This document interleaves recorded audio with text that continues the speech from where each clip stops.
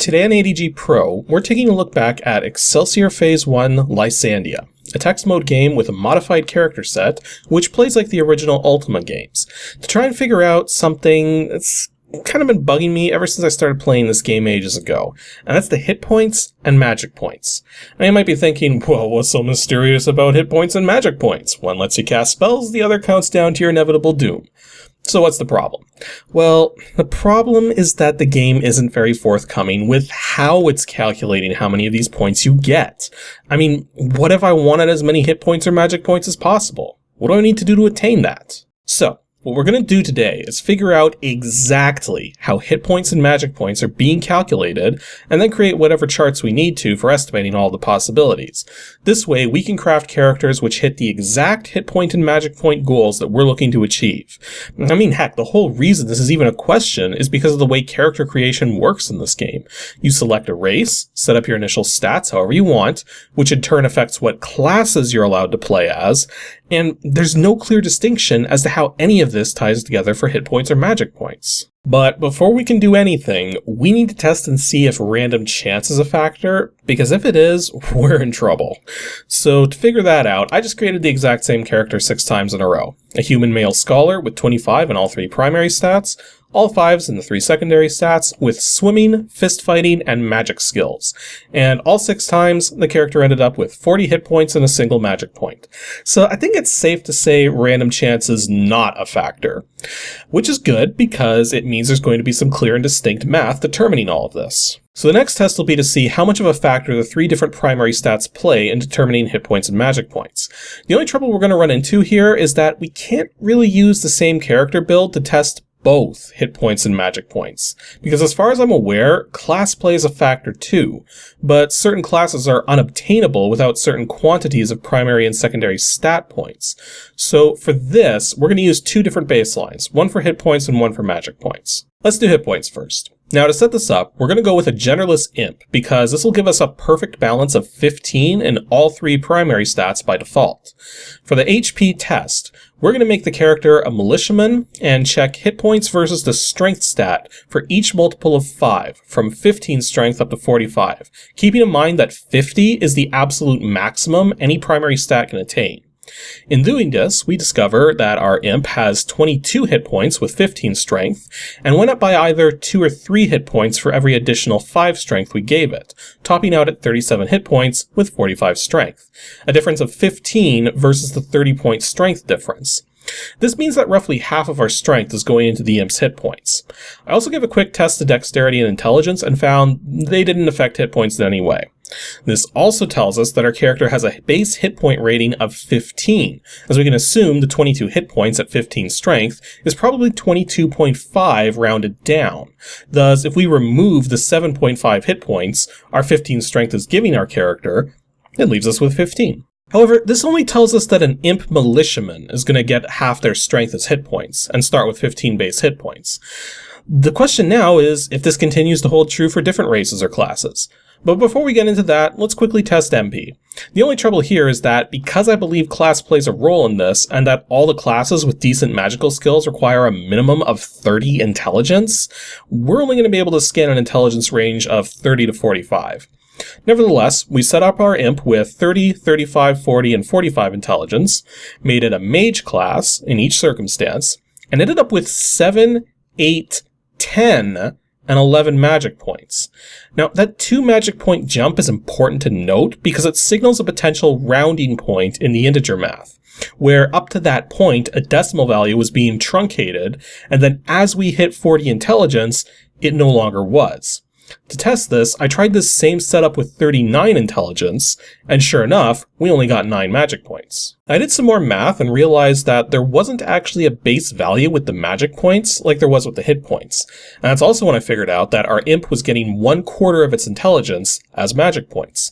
Again, as an imp mage. We still need to test if race and class are factors. Though I did also quickly test to see if strength and dexterity affected magic points, and they do not. Only intelligence. In fact, at this point, I decided I'd better check the secondary stats too, luck, charm, and piety, to see if they affected hit points or magic points at all, and they don't either. So we don't have to worry about those, nor do we ever have to worry about dexterity. Next, I wanted to test the different races to see if any of them have an effect on hit points or magic points. For this test, I tried building a mage out of every race in the game, giving them 30 strength and 30 intelligence in every circumstance. And take a look at these results. So it turns out that, yes, your race does play a factor in hit points. Magic points was completely unaffected by the choice of race. But then, those are some interesting hit point values. We have 30 for 3 of the races, 60 for 4 of them, and the remaining 6 races have 45. Now, given the identical strength ratings in all circumstances, this almost makes sense, except we established that there's a base value, right?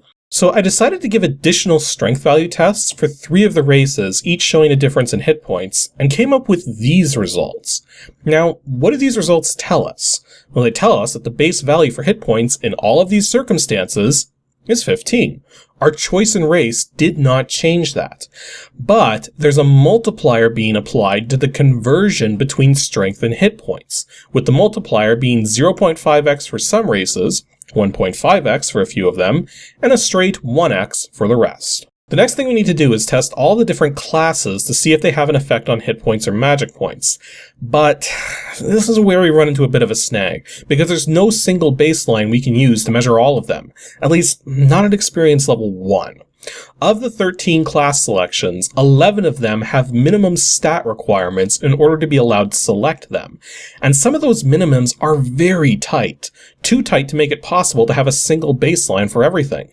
On top of that, I kind of don't feel like playing the game 13 times in a row with every single class to find out what the baselines are at a later experience level. So what we need to do is figure out what experience level we can set a baseline at, and then either go for that with all 13 classes, or hope that a pattern emerges that we can use to analyze a class choice without having to actually play partway through the game. I figured the fastest way to test this is with a Glyn Warrior. Now, I'm choosing the Glyn race specifically so I can literally crank their charm stat up to 11. See, the charm stat is supposed to make it so that you can buy things for less cash and sell things for more cash. But if your charm stat is 9 or higher, a bug in the calculations actually makes it so that you can buy stuff for less than you can sell them for. Thus, infinite money. This will let our Glyn Warrior rapidly get equipped with exceptionally strong armor and a powerful pair of speed blade weapons, which are the best melee weapons money can buy. On top of this, leveling up is not automatic. When you're ready to level up, you need to speak to a council found in Castle Excelsior. And each level up raises your HP and MP stats, gives you a few uses of the magical orbs found in the castles, which raise your primary stats, and the randomly generated enemies will become stronger.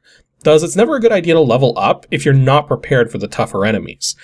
But what we need to do is see how consistent the stat gains from the orbs are to see if we can induce some baselines that we can work with using any class. While I'm getting my plan together, here's a table I put together to show what the minimum requirements are to attain all 13 classes.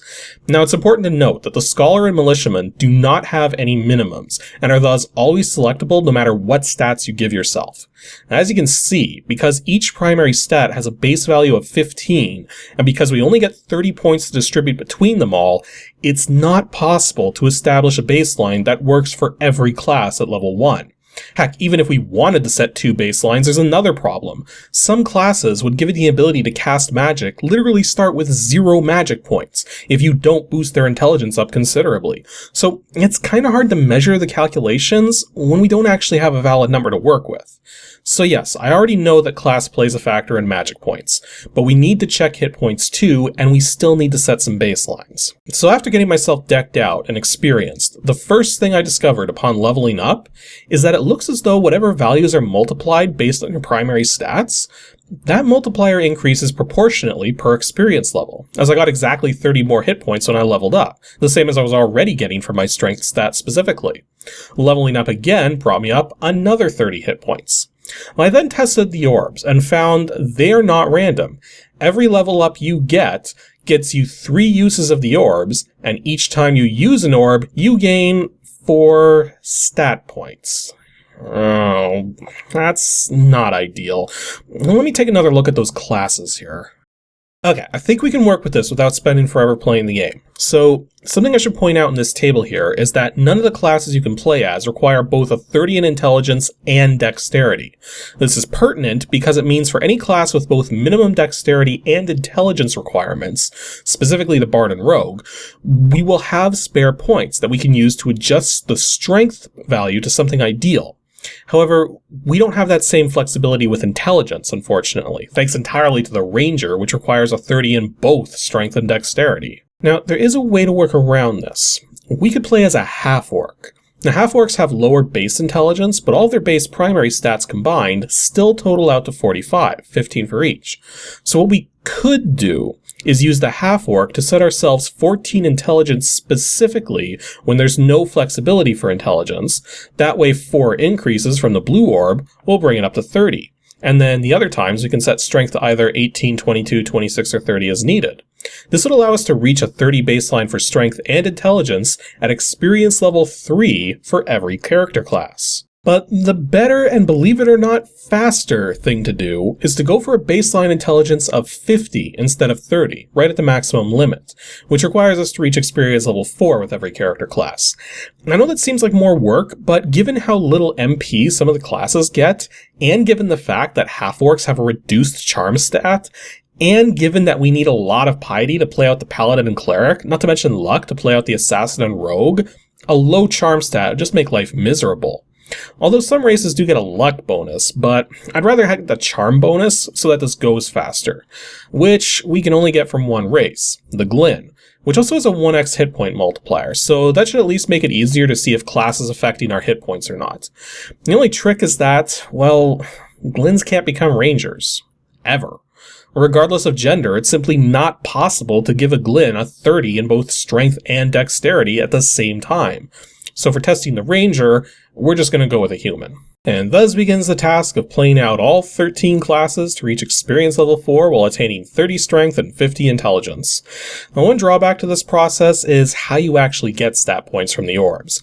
The 3 colored orbs found in the 3 castles in the world each represent one of the primary stats, and each requires a matching amulet to be put to use. The red amulet, which gets you strength points from the red orb in Castle Excelsior, is the simplest to get. Just bring a shovel with you to the graveyard in the village of Owenfield, just a short jog west of Castle Griswold, and use the shovel on each of the gravestones until you get the amulet.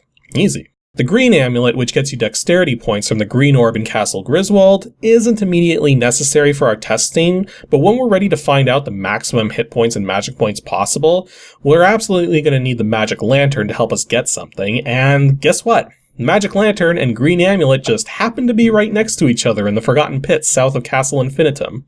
Without the Dark Eyes skill, you'll at least want to bring a regular lantern with you, and then once you get into the Forgotten Pits, you want to head mostly south and somewhat west to find the ladder down to the 2nd floor. Once there, you want to hug the southeastern track as well as you can without going through any of the doors. You'll eventually head down a very diagonal path which curves east to a dead end. Inspect this wall to find a secret door, then head straight north for the entire length of the dungeon, and you'll get both the Magic Lantern and the Green Amulet. The Blue Amulet, however, this is what we need to get intelligence points from the Blue Orb in Castle Infinitum, and it's a bit of a chore to get. First, we need to go to the village of Imbuscule, which you can get to by following the southernmost trails from Castle Excelsior at the start of the game. Coincidentally, this is also the one place in the game that you can buy the speed blades from for your melee characters. Now, in this village is a beggar who asks you for some change. Give it to him, and he'll tell you to speak to Serene, the sorcerer, in the village of Burrows, which you can reach from here simply by going due west, then tracing north along the lakeside around the northern edge until you reach a bridge going south onto an island. When you speak to Serene, they refer you to Hote the Woodsman. Getting to him is a bit of a trek from here, as you have to follow the trail very far north until it reaches a village and goes no further. From here, follow it west until you cross a bridge, and to the west will be a forest, and Hote lives in a hut on the southeastern corner of this forest, close to where you should be. Now, once Hote lends you his special axe, follow around the edge of the forest until you get to the northwest corner. Then head due north right into the mountains, as the tree you need to cut down is in said mountains and blends in, as it's brown instead of green. Use the axe while next to this tree, and finally, the blue amulet will be yours. Now, for each class we can give 30 strength to for starting with, we can skip going for both the red and green amulets and save ourselves some trouble. Along the way though, we're going to want to power up so we can survive as best as we can. Unfortunately, not every class is going to get enough charm points to take advantage of the buying and selling trick. But that's okay, because so long as our charm is at least 6 points, we can still perform the trick. You know that village we used as a waypoint on our way to Hout the Woodsman? Well, that's the village of Wickmire, and there just so happens to be a potion shop there which sells gray potions. And when you quaff a gray potion, your charm temporarily increases by 3 points. Suffice to say, the higher your charm goes, the faster the buying and selling trick works. So just get yourself a couple gray potions, find a store with pricey stuff, drink one down, and go to town. And thus, I spent a solid amount of time going through several of the classes, getting myself up to the baselines that we established. One other thing I should point out too is that because not every class starts with magical skills, in fact most don't, I ended up choosing magic as a starting skill whenever I needed to, otherwise you don't get any MP at all. However, I thankfully didn't have to go through every class before I started to see a pattern forming, and thanks mostly in part to going with experience level 4 as my baseline. See, I noticed that the non-magically inclined classes were reaching only 10 magic points with 50 intelligence at level 4, while the magically inclined were hitting 50 magic points. That seemed too neat. Made further interesting when I got to the paladin and reached 30 magic points at level 4 with 50 intelligence. Through this, I was able to devise an equation and was able to save myself some time with the remaining classes since, as far as the equation was concerned, the starting MP was an immediate giveaway as to the class modifier regardless of how much intelligence the character had. I also noticed hit points was completely unaffected by class, so I could take a huge shortcut there too. I was thus able to figure out the remaining baselines without having to play the remaining classes through to experience level 4, and this was the result. As you can see, the only classes which get a bonus to magic are the mage, cleric, and paladin. Everyone else, even the scholar who starts with magical skills, gets a paltry amount of magic points. Thus, with all of this data in hand, we can devise the following modifiers for the different races and the different classes, making special note of how your choice of race only affects the hit points modifier, while your choice of class only affects the magic points modifier. I also devised the following equations to calculate hit points and magic points. The character's hit points are equal to their strength times experience level times race modifier plus 15, while their magic points are equal to intelligence times experience level times class modifier divided by 4. Now, given this information, the way to attain maximum hit points and magic points once all primary stats are maxed out to 50 and the maximum experience level of 10 is reached is to ensure that you're playing as the troll, half-orc, giant, or golem, and to select either the mage or cleric as your character's class. If, however, you want to challenge yourself with the lowest possible hit points and magic points by the time you reach max primary stats in level 10, simply choose the elf, gnome, or imp as your race, and pick absolutely any class except for the mage, cleric, or paladin. If the equations are correct, the minimum hit points with max level and stats should be 265, the max should be 765, the minimum magic points should be 25, and the maximum magic points should be 125. So now comes the real test. We need to confirm that these calculations are correct. The way we're going to do this is by playing the game through to experience level 10 with 2 separate characters. I've decided to go with a male giant mage to determine the highest hit points and magic points, while for determining the lowest hit points and magic points, I'm going with a genderless imp ranger. I've also given Dark Eyes and Bandage to both characters to start because Bandage regenerates your hit points and is essential to survival, while Dark Eyes is kind of a pain to get but is extremely useful as it's like having a permanent lantern infused into your skull. For both characters, I'm going to be powering them up rapidly using charm tactics and getting tons of money, but then we're going to have a slight deviation. The mage is going to get fire wands as soon as possible for ranged combat, while our ranger is going to be getting a pair of speed blades. Once they're both advanced enough in level to be a bit less weak, it'll be time to get them prepped for the level 10 grind, which ties in with why I've maxed out both of them to be fully good on the alignment meter. See, alignment in this game has no effect on responses with other individuals. Rather, it affects the spells you can cast. Every spell in the game has a preferred alignment position, and the more your character's alignment is deviated from that, the more magic it costs to cast the spell. Plus, any deviation at all adds a chance for your alignment to drift towards that of the spells you cast. But, quite frankly, all we care about is one spell which we can't buy, hidden away in the Royal Keep north of Castle Excelsior. A scroll containing the letters DH for Divine Hailstorm, the most powerful, good-aligned combat spell, which is far easier to get than the DF Devil's Fury spell, which essentially does the exact same thing, even has the same mana cost, but is fully evil-aligned instead. In fact, the only thing stopping us from getting Divine Hailstorm early is that the first floor of the Royal Keep is swarming with hostile guards, and they will annihilate an underleveled character. One other problem we have, if our math is correct, is that our Ranger is not going to be capable of casting Divine Hailstorm until experience level 8. So it's going to take a lot of combat to get up to the point where they can use it to simplify everything, as we need almost half of the full 100,000 experience points required to reach level 10 just to reach level 8. One other extra step we're going to be performing with our mage is finding 2 lightning wands to improve their combat damage against single targets. One can be found deeper in the Forgotten Pits than you need to go to get the magic lantern and green amulet, while another can be found in Dungeon Davenhoven, which is the northernmost dungeon on the main continent. Just take the northwest route from the town next to Castle Excelsior, go north at the intersection you come to, then west at the next intersection, and then when there's a break in the northern mountains, the dungeon's up there. Though it's a much more difficult dungeon than the Forgotten Pits, and quite frankly, both lightning wands are heavily guarded by some of the strongest monsters in the game, so make sure you're prepared to deal with that. And once we're ready to use Divine Hailstorm for grinding, I find the best thing to do is go to the spot just a couple tiles north of the entrance to Castle Excelsior, and just hold the spacebar down. Monsters will start to swarm in from all directions, but a number of trees, the moat around the castle, and even the castle itself to some extent, will block the enemies from going after you. And given that the AI isn't all that great, they'll just sort of bunch together. Now, after burning a solid amount of food and filling up most of the screen with enemies, it's time to rain down the hailstorm, which should kill all but the most strongest of enemies, which should all go down with a second cast of the spell.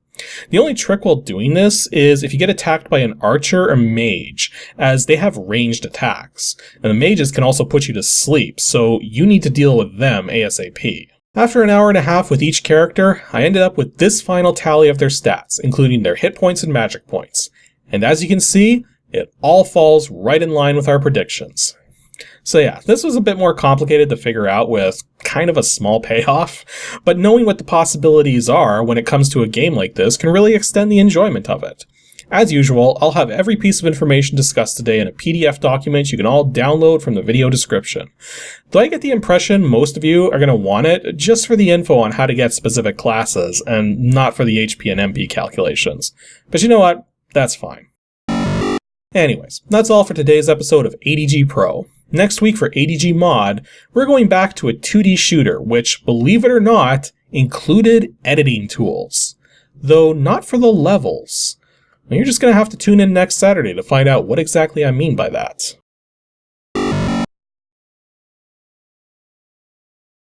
Thanks for watching, everyone, and extra special thanks to everyone supporting me on Patreon. Here's just a small selection of you guys.